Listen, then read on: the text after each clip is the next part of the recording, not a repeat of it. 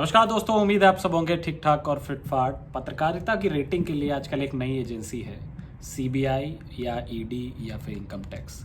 अगर income tax approved कोई channel है तो उससे आप समझ सकते हैं कि भाई उसको आपको देखना है कि नहीं देखना, डिपेंडिंग कि आपकी सोच राइट या लेफ्ट में जाती है। मान लीजिए कि अगर आपको मोदी फ्लिक यानी मोदी बहुत ज़्यादा पसंद है और उनके ही गुणगान आपको पसंद हैं, तो एक तो आप उनके संडे के प्रायोजित कार्यक्रम देख सकते हैं, जो वो उनकी आत्मा की आवाज़ आती है, उसको देख सकते हैं। और उसके अलावा जिन जिन चैनलों पर, जिन जिन अखबारों पर अब तक ईडी ने रेड नहीं मारी है और आपको लगता है कभी मारेंगे भी नहीं, तो उनको आराम से देखिए, वो आपके पसंद के हैं। वहीं अगर आपको लगता है कि नहीं, कोई ऐसी खबर देख सकते हैं जो कि मोदी जी छुपाना चाहते हैं या मोदी जी को नहीं पसंद होगा वो खबरें देखना, यानी कि जो सच्चाई के थोड़े करीब होंगी, तो उन खबरों के लिए फिर आप ऐसे चैनल्स को चेक करिए जिन पे कि आईटी, ईडी, सीबीआई इन सब ने रेड मारी हो, या कम से कम एक बार तो उनके दरवाजे पे, उनके मालिकों के दरवाजे पे गई हो। अगर कभी ऐसा हुआ होगा तो जान लीजिए कि वो लोग थोड़ा सा सच्चाई के करीब जा रहे हैं। आज भी कुछ ऐसा ही हुआ है। दबा करके पापा का छापा पड़ा, दो ये पापा पापा आया।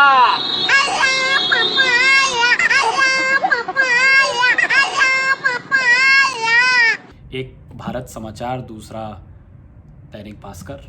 दैनिक भास्कर के तो कई सारे ऑफिसेस, बहुत बड़ा चैनल है और उत्तर भारत में प्रमुख है। हमारे यूपी में दैनिक जागरण है, लेकिन उनके घर में कभी रेड नहीं पड़ेगी क्योंकि वो बिछे हुए हैं, शष्टांग दंडवत कर रहे हैं एकदम मोदी जी के सामने, तो उनके घरों में तो कभी रेड नहीं पड़ने वाली। तो दूसरा जो दैनिक है वो भास्कर है, जिसने बहुत प्रमुख खबरें, जैसे कि गंगा में तैरती हुई लाशें, उसको बहुत प्रमुख तौर पर छापा था। उसके बाद फिर किस तरीके से कोरोना काल में यूपी में वो जो आग वाली फ़ोटोग्राफ जो वायरल हुई थी, जिसमें बहुत सारी चिताएं जल रही थी, वो दैनिक भास्कर ने अपने फ्रंट पेज में टॉप पर छापा था।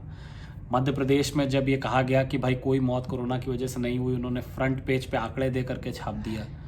इसके बाद रिसेंटली जब गवर्नमेंट ऑफ इंडिया, मतलब एक तरीके से लोकसभा में जब हेल्थ मिनिस्टर ने कहा कि भाई एक भी ऐसी मौत नहीं हुई जो ऑक्सीजन की कमी की वजह से हुई हो, तो उन्होंने आंकड़े के साथ एकदम से बड़ा बड़ा फ्रंट पेज में चिपका दिया, ये लीजिए भाई साहब। और अभी जासूसी मामले में भी उन्होंने खुलकर मुखरता से गवर्नमेंट की खिलाफत करी।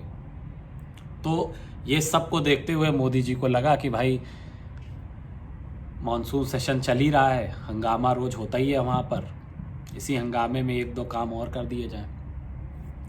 आईटी भेज दी गई है। टैक्स इवेजन का मामला कहा जा रहा है, बोल रहे हैं कि भाई कोई टैक्स है बहुत बड़ा जो कि उनके मालिक इवेट करने की कोशिश कर रहे हैं। दूसरी ओर भारत समाचार मेरा तो भाई फेवरेट है, पिछले 2 साल से वही समाचार को मैं रोज़ सुबह उठ करके देखने लगता हूँ, क्योंकि रात में आता है तब मन नहीं करता। भारत समाचार में 2 मुख्य पत्रकार आते हैं, एक ब्रजेश मिश्रा, दूसरे वीरेंद्र सिंह। दोनों बड़े मुखर पत्रकार हैं। 1 साल से कोरोना पे उन्होंने लंबी लंबी डिबेट करी। जब दुनिया इधर उधर 3-5 की बातें कर रही थी, तब भी वो कोरोना की बात कर रहे थे। काफ़ी मुखरता से उत्तर प्रदेश की खबरों को, योगी आदित्यनाथ के सिस्टम में अगर कोई कमी है तो उसको उजागर कर रहे थे। उनके घर पे रेड पड़ गई, बता रहे उन्होंने भी टैक्स इवेट कराया।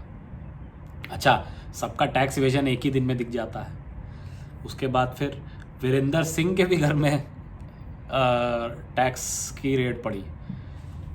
मज़ेदार बात यह है कि वीरेंद्र सिंह, अगर आपने नहीं देखा होगा तो लास्ट में दिखा दूंगा, वो ऐसे व्यक्ति हैं कि उनके घरों से सिर्फ, अगर मुझे जितना लगता है, उनके घरों से या तो पानी के गिलास मिलेंगे और नहीं तो फिर कविताओं के ढेर मिलेंगे, क्योंकि हर खरी खोटी जो वो सब गवर्नमेंट को सुनाते हैं, उसके बाद एकदम तीखी सी कविता मार करके जाते हैं। तो ऐसे व्यक्ति के घर में पता नहीं क्या पैसा मिलेगा। वैसे पिछले दिनों एनडीटीवी के बंगले में, गोडाउन में खूब पैसा ढूंढती रही सीबीआई, क्या मिला भगवान जाने। तो ये सब उनके हक कंडे हैं दबाने के, और ये हमें दिखते भी हैं। तो अच्छा है कि आपको भी आइडेंटिफाई करने में आसानी हो जाएगी कि कौन सा न्यूज़पेपर पढ़ना है और कौन सा नहीं पढ़ना है। फिलहाल ज़्यादा बात नहीं करेंगे। वीरेंद्र सिंह, क्योंकि वो फेवरेट है, उनका एक कलेक्शन आपके लिए प्रस्तुत है। धन्यवाद।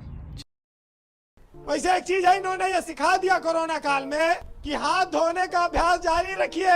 अभी तो बहुत चीजों से आपको हाथ धोना है, नौकरी, पैसा, व्यापार, आत्मविश्वास, भाईचारा, व्यवहार, काम धंधा, सबसे हाथ धोना है। असल में हमारे यहाँ धर्म बहुत महत्वपूर्ण मुद्दा है। मंदिरों के पास हजारों करोड़ रुपया है पूरे देश में, लेकिन जनता कभी नहीं सवाल पूछती। चाहे भूखों मर जाए, चाहे जितनी बेरोजगारी आ जाए, नहीं कहती हमें दे दो। अब सबसे बड़ी बात यह है कि अगर आप गुंडागर्दी, भ्रष्टाचार, बेरोजगारी, महंगाई, पेट्रोल, डीजल, इन पर बात करोगे तो सरकार बात नहीं करेगी, और ज्यादा पूछोगे तो हिंदू भी खतरे में आ सकता है। कोई बहुत बड़ी बात नहीं है। बीजेपी तो जैसे कहीं चुनाव आता है तैसे राम मंदिर बनाना शुरू कर देती है, और जब तक चुनाव खत्म होता है तब तक इनके लेबर मिस्त्री सब भाग जाते हैं, मंदिर अधूरे रह जाता है। मंदिर नहीं बनाएंगे, लेकिन मंदिर के नाम पर कई बार सरकार बनाएंगे।